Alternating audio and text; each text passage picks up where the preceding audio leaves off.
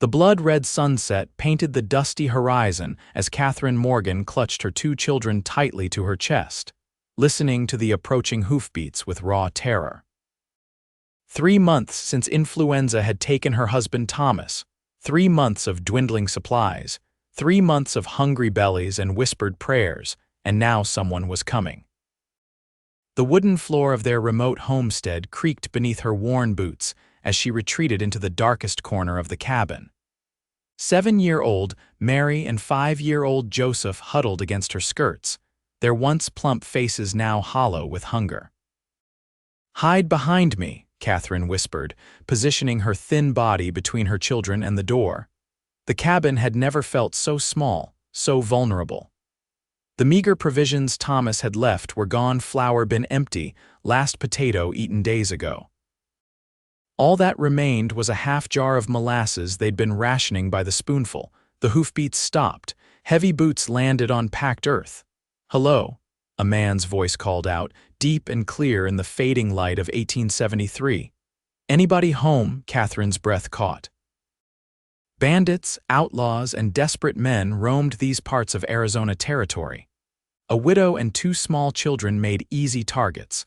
The door hinges groaned as a shadow filled the entrance. Tall and broad-shouldered, the man's silhouette blocked what little daylight remained. His spurs jangled as he stepped inside, hat in hand. "Please," Katherine whispered, her voice barely audible as she pressed her children behind her. "Please don't hurt us." The stranger paused, his features coming into focus as her eyes adjusted. Weathered skin, intelligent blue eyes, a face neither handsome nor plain but striking in its character. A streak of silver cut through his dark hair despite him appearing no older than 35. His clothes were dusty but well kept, not the typical ragged appearance of a drifter. "Madam," he said softly, keeping his distance, "I'll protect you." He moved slowly, deliberately, setting his Winchester rifle against the wall to show he meant no threat. "Name's Rawley Eastwood. I'm looking for water for my horse. Saw your chimney smoke from the valley trail." Katherine didn't relax her posture.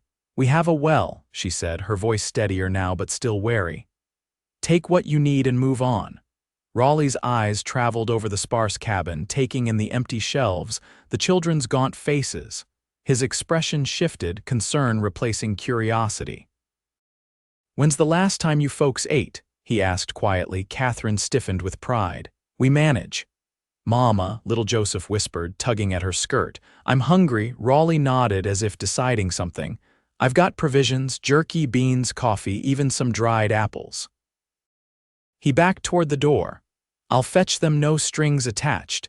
You and your little ones look like you could use a proper meal." Katherine watched him retreat, torn between desperation and distrust. Men didn't offer help without wanting something in return. That's what life had taught her. Raleigh returned minutes later, arms laden with supplies that made the children's eyes widen. He set everything on the rough-hewn table, then stepped back respectfully. "I'll tend to my horse while you get cooking, madam. That is, if you'll allow me to make camp nearby tonight." "Been riding since dawn." Katherine studied him, then nodded once. "There's grazing in the north pasture for your horse, and thank you." As Raleigh exited, Katherine quickly inspected his offerings, enough food for several days. Her hands trembled as she kindled the cookfire. Thomas had been dead almost 3 months now, taken so quickly by fever that she'd barely had time to say goodbye. The homestead had been his dream, not hers, and she'd been struggling to keep it and her children alive ever since. Outside, Raleigh unsaddled his chestnut gelding, deep in thought. He hadn't planned to stop here. He was headed to Prescott with money from the cattle sale, trying to outrun his past, the memory of a ranch lost, a brother betrayed, a life abandoned. But something about the frightened widow and her children pulled at him. That night, after the children had fallen asleep with full bellies for the first time in weeks, Katherine joined Raleigh by his small fire outside. "Why are you helping us?" she asked plainly, wrapping her shawl tighter against the desert night chill. Raleigh stared into the flames.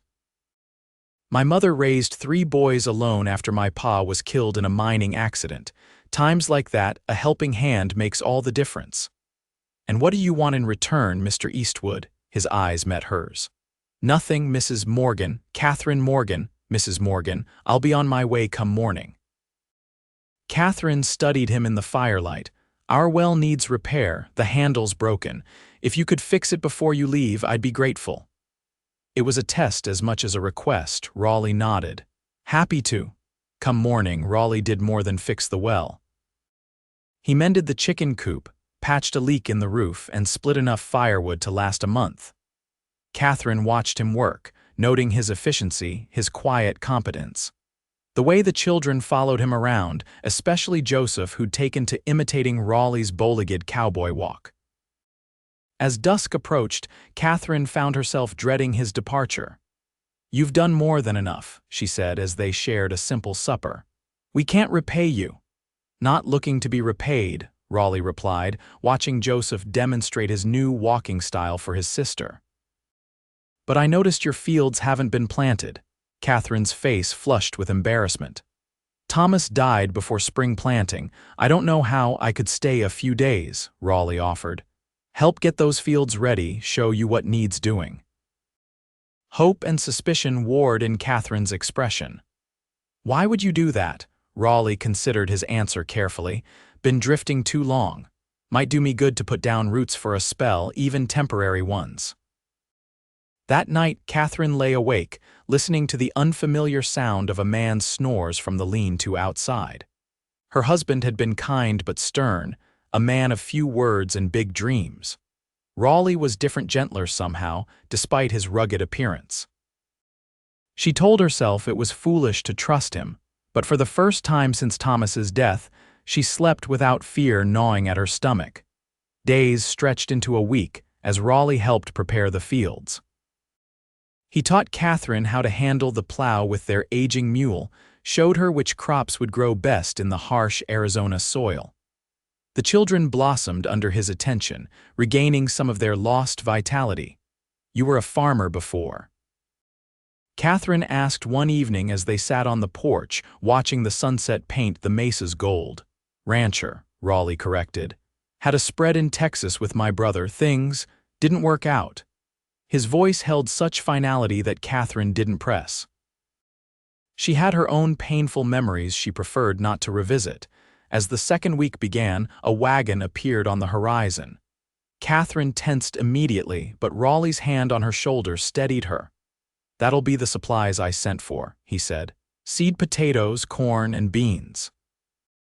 Flour and sugar too, Katherine stared at him. You did what? Sent word with a passing trader to bring provisions from town, Rawley explained. Used some of my cattle money. I can't accept charity, Katherine said stiffly, though her heart raced at the thought of proper supplies. Not charity, Rawley countered. An investment. You'll pay me back from your harvest. The wagon driver, a grizzled old-timer named Pete, eyed Rawley and Katherine with unabashed curiosity as he unloaded the supplies. Folks in town wondering who's taken up at the Morgan place, Pete commented. Said Thomas ain't been cold in his grave 3 months. Katherine's face burned with humiliation. Rawley stepped forward, his voice level but firm. Mrs. Morgan hired me to get her fields planted. Nothing more to it than that, Pete shrugged. None of my business, he said, though his expression suggested otherwise. Mail for you, madam. Been sitting at the trading post a while. Katherine took the letter with trembling hands, recognizing her sister's handwriting. She retreated to read it in private, leaving Rawley to finish with Pete. The letter contained what she'd been dreading, an invitation to return to Ohio, to leave the homestead behind. This wild country is no place for a woman alone, her sister wrote. Think of the children.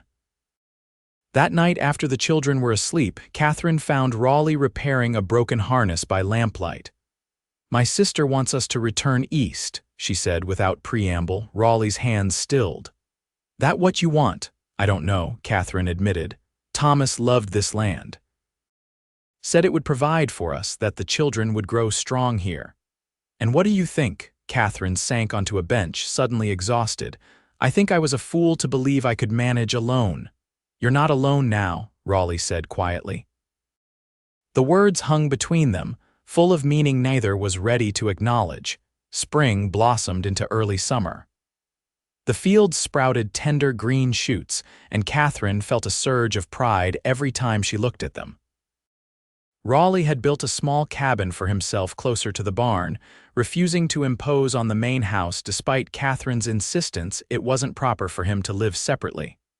"Folks already talking," he'd said simply. No need to give them more reason, and people were indeed talking. When Katherine made her first trip into town since Thomas's death, she felt the stares, heard the whispers behind hands. The general store owner's wife was particularly pointed. "That cowboy still at your place?" she asked, measuring out sugar with exaggerated precision. "Mighty convenient arrangement," Katherine lifted her chin. "Mr. Eastwood is employed as my ranch hand, Mrs. Tanner, nothing more."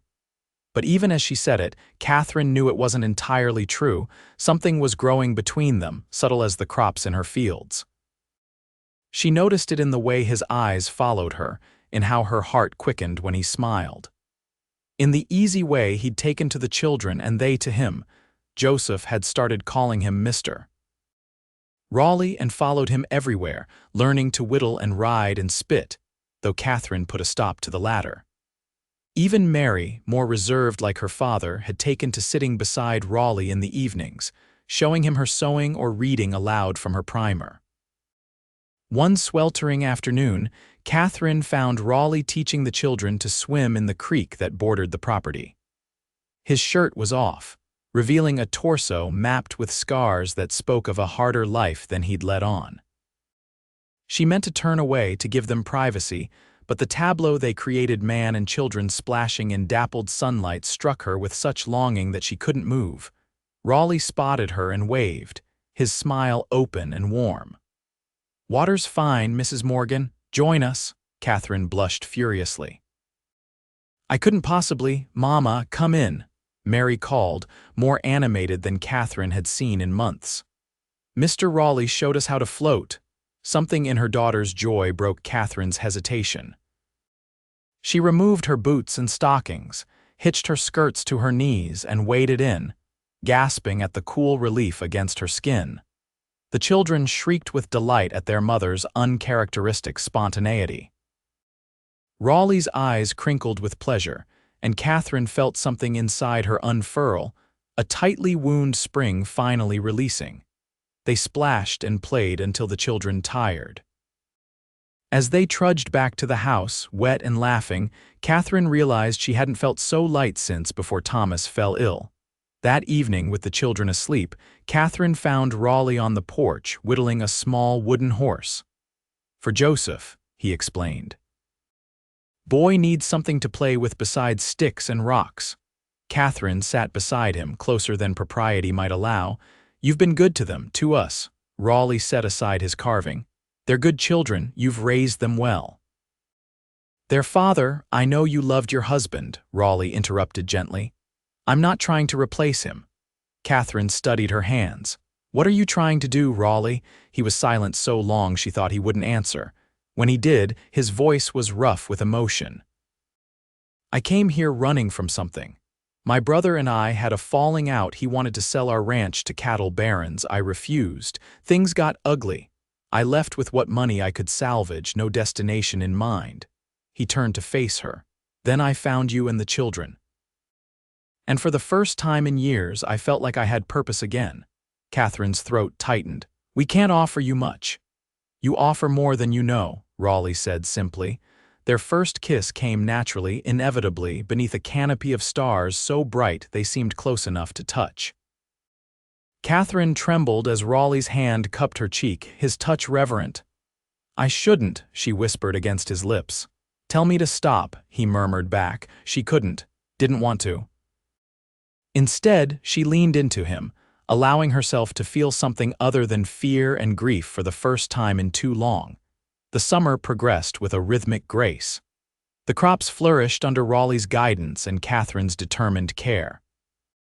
The children grew stronger, their laughter a constant melody around the homestead. And in stolen moments after chores before dawn, during rare quiet afternoons, Katherine and Rawley's connection deepened. But shadows loomed on their horizon.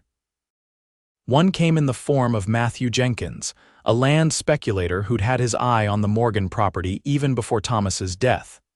He arrived unannounced one afternoon, his expensive suit out of place against the rustic setting. "Mrs. Morgan," he greeted, tipping his hat with exaggerated courtesy. "I've come to renew my offer for your property. Given your circumstances, I'm prepared to be generous." Katherine felt Rawley tense beside her. "My circumstances are just fine, Mr. Jenkins, and my answer remains no." Jenkins's smile didn't reach his eyes. "I understand you've hired help," he said, eyeing Rawley coldly. "Must be expensive maintaining a ranch hand." "The arrangement benefits us both," Katherine replied firmly. "Indeed." Jenkins's insinuation hung in the air. "Well, when you reconsider and you will, my offer stands. Though I should mention, water rights in this valley are becoming complicated. Would be a shame if your creek dried up mysteriously." Rawley stepped forward. "I believe Mrs. Morgan asked you to leave." Jenkins measured Rawley with a calculating stare. "Do I know you? Don't reckon you do." Face seems familiar." Jenkins mounted his horse with practiced ease. "Think about my offer, Mrs. Morgan. A widow with children shouldn't be so stubborn." After he departed, Katherine turned to Rawley, whose expression had darkened. What did he mean about water rights? "Men like Jenkins play dirty," Rawley explained. "They dam up streams, reroute water, anything to force small holders to sell." "Can he really do that?" "Not legally, but laws thin out here." Rawley's jaw tightened. "I won't let him hurt what you've built, Katherine." It was the first time he'd used her given name, and it sent a warmth through her that belied the seriousness of the moment. The second shadow came in the form of a letter addressed to Rawley, delivered by Pete during his monthly supply run. Rawley read it with a stony expression, then excused himself, disappearing into his cabin for hours. When he emerged, his face was grim. "My brother's dead," he said without preamble. "Shot in a dispute over our ranch, the letters from my sister-in-law. She needs help. The cattle barons are still trying to force her off the land." Katherine's heart sank. "You have to go." "I do," Rawley admitted, "but I'll come back if that's what you want." Katherine looked away, unable to bear the intensity of his gaze. "You have obligations to your family. I understand that better than most, Katherine." Rawley stepped closer, tilting her chin up. "I'm asking if you want me to come back to you, to the children." Tears welled in her eyes. "We've known each other barely 3 months." "Sometimes 3 months is enough to know what matters," Rawley said softly. "I've wandered most of my life, never felt at home anywhere until here." That night, beneath a harvest moon so bright it cast shadows, Katherine made her decision. She slipped from the main house to Rawley's cabin, her heart pounding so loudly she was certain it would wake the children. Rawley opened the door before she could knock, as if he'd been waiting. His eyes widened at the sight of her, hair loose around her shoulders, wearing only her nightdress and shawl. "Katherine," he breathed, her name a prayer on his lips. "If you're leaving tomorrow," she whispered, "I don't want to waste tonight with regrets." He drew her inside, closing the door on the judging world. His kiss was gentle at first, then hungry with the need they'd both been restraining.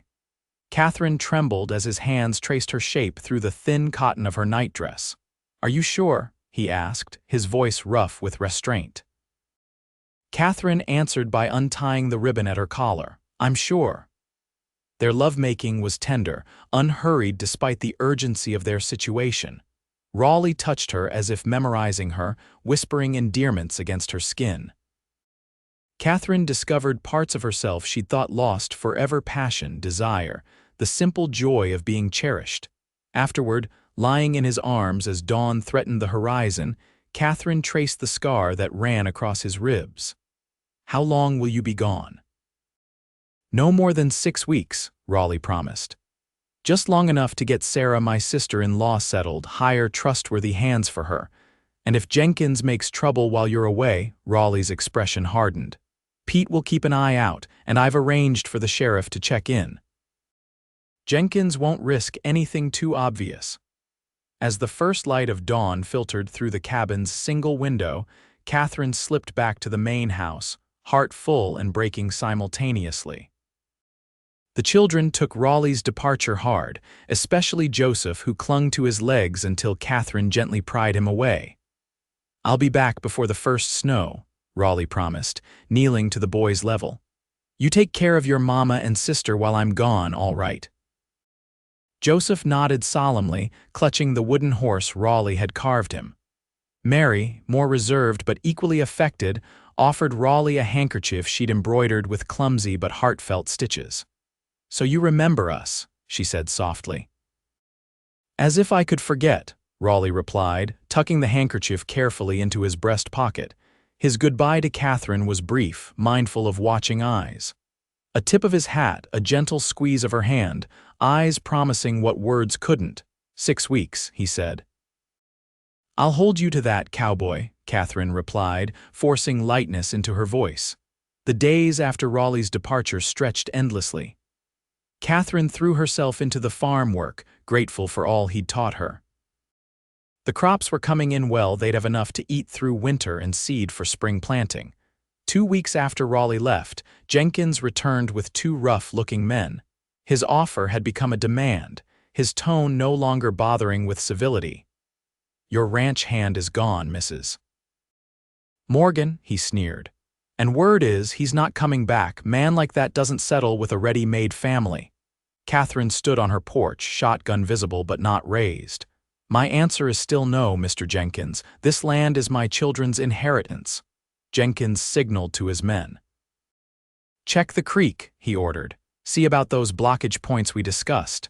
Katherine's blood ran cold. "That's illegal." "Prove it," Jenkins challenged. "No witnesses but us and those brats of yours. Who do you think the territorial judge will believe, me or a desperate widow?" For the next 3 weeks, Katherine fought a constant battle. Each morning she'd find new attempts to dam the creek upstream, forcing her to clear them before attending to regular chores. Jenkins's men made no secret of watching the property, their presence a looming threat. The children stayed close to the house now, their freedom curtailed by Katherine's fear. She wrote to Raleigh care of the Texas address he'd left, but had no way of knowing if her increasingly desperate letters reached him. 5 weeks after Raleigh's departure, 1 week before his promised return, disaster struck. Katherine woke to find the creek completely dry, its bed cracked and dusty. Jenkins had succeeded in damming it farther upstream, beyond her property line where she couldn't legally interfere. Without water, the remaining crops would die within days. The animals wouldn't last much longer. That afternoon, Jenkins arrived with a document. "Final offer, Mrs. Morgan. Half what the place is worth, but more than you'll get when everything's dead and dried up." Katherine stared at the paper, despair threatening to overwhelm her. "I need time to think." "You've got until sundown tomorrow," Jenkins said coldly. "Then the offer drops another 20%.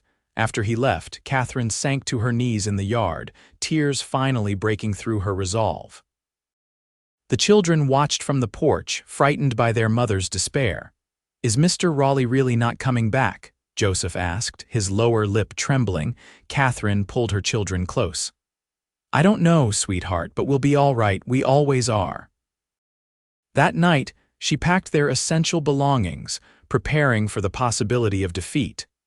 The home Thomas had built, the land they'd worked so hard to cultivate, all of it might be lost come morning. She was hanging Thomas's photograph for one last look when hoofbeats sounded in the yard, multiple horses approaching fast. Fear seized her as she grabbed the shotgun, positioning herself between the door and her sleeping children.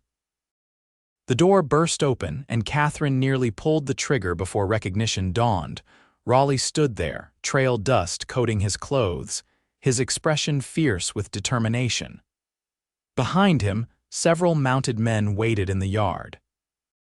"Katherine," he breathed, crossing the room in 3 strides to pull her into his arms. "Thank God you're all right. I got your letters just yesterday, rode straight through." Katherine clung to him, unable to form words through her relief. When she finally pulled back, she noticed a badge pinned to the vest of one of the men outside. Marshal Taylor, Raleigh explained, following her gaze, and his deputies, old friends from my Texas days. They were investigating Jenkins anyway. Seems he's pulled this same scheme across 3 territories. Dawn found Jenkins and his men in custody, charged with water rights violations and attempted intimidation. The marshal personally supervised the destruction of the illegal dam, restoring flow to the creek that was the homestead's lifeblood. As the lawmen departed with their prisoners, Katherine turned to Raleigh, still hardly believing he'd returned as promised. "You came back," she said simply. Raleigh took her hands in his. "Katherine Morgan, I've been thinking about what you said before I left, that 3 months isn't long enough to know your heart. Maybe that's true for some. But I've known mine since the moment you whispered, 'Please don't hurt us,' and I promised to protect you instead." He knelt before her, producing a simple gold band. "I'm asking you to be my wife, to let me be a father to Mary and Joseph, to build something lasting here together." Katherine's eyes filled with tears. "The town will talk." "Let them," Raleigh said with a smile. "Give them something worth talking about." From the doorway came a small cheer as the children, awakened by the commotion, witnessed Raleigh's proposal. Their enthusiasm made both adults laugh through their tears. "Well, Mrs. Morgan," Raleigh prompted, "I'm getting mighty uncomfortable down here." Katherine pulled him to his feet. "Yes," she whispered against his lips. "Yes, I'll marry you, Rawley Eastwood." They were wed 2 weeks later in the small church in town, the same one where Katherine had buried Thomas less than 6 months earlier. Some tongues wagged at the hasty ceremony, but most of the townsfolk had heard about Jenkins's arrest and Raleigh's role in it. Their approval manifested in wedding gifts, preserved foods, hand-sewn linens, tools for the farm. That winter brought heavy snows but found the Morgan Eastwood household warm and secure. The root cellar was stocked with their harvest, the mended roof held against the wind, and the repaired well provided fresh water even when the creek froze over. On Christmas Eve, with the children finally asleep after much excitement, Katherine and Raleigh sat before the fireplace, her head resting on his shoulder. "I have something for you," Raleigh said, reaching into his pocket. He placed a folded document in her hands. Katherine opened it, scanning the legal terminology with confusion until understanding dawned. "You bought the Jenkins property?" Raleigh nodded.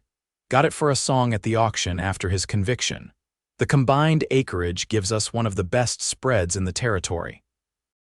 Enough for cattle, crops, maybe even horses someday." "You're building an empire," Katherine teased, though her eyes shone with pride. "I'm building a legacy," Raleigh corrected, his hand coming to rest on her still flat stomach. "For all our children." Katherine covered his hand with hers, confirming the secret she'd only recently discovered herself. "How did you know? A husband notices things," Raleigh said with a grin. "The way you've been avoiding coffee, turning green at certain smells." Katherine laughed, leaning into his embrace. "I was going to tell you tomorrow. Your Christmas gift." "Best gift I could ask for," Raleigh murmured against her hair. "Though I wouldn't mind a son with your spirit or another daughter with your eyes." As the fire crackled and snow fell softly outside, Katherine marveled at how completely her life had transformed in less than a year. From desperate widow to cherished wife, from uncertainty to security, from fear to love. "Do you ever regret it?" she asked suddenly. "Stopping that day, helping us when you could have ridden on." Raleigh turned her face to his eyes reflecting the firelight. "The only regret I'll ever have is that I didn't find you sooner." His kiss tasted of promise of springtime plantings and summer harvests, of children growing strong and a love deepening with each passing season. Outside, the Arizona winter might rage, but within the walls of the home they'd fought for and won, warmth prevailed against all odds. And when their newest addition arrived the following summer, a daughter with Raleigh's blue eyes and Katherine's determined chin, they named her Hope, for that was what had saved them all. The hope found in a desperate plea and the protection offered in return.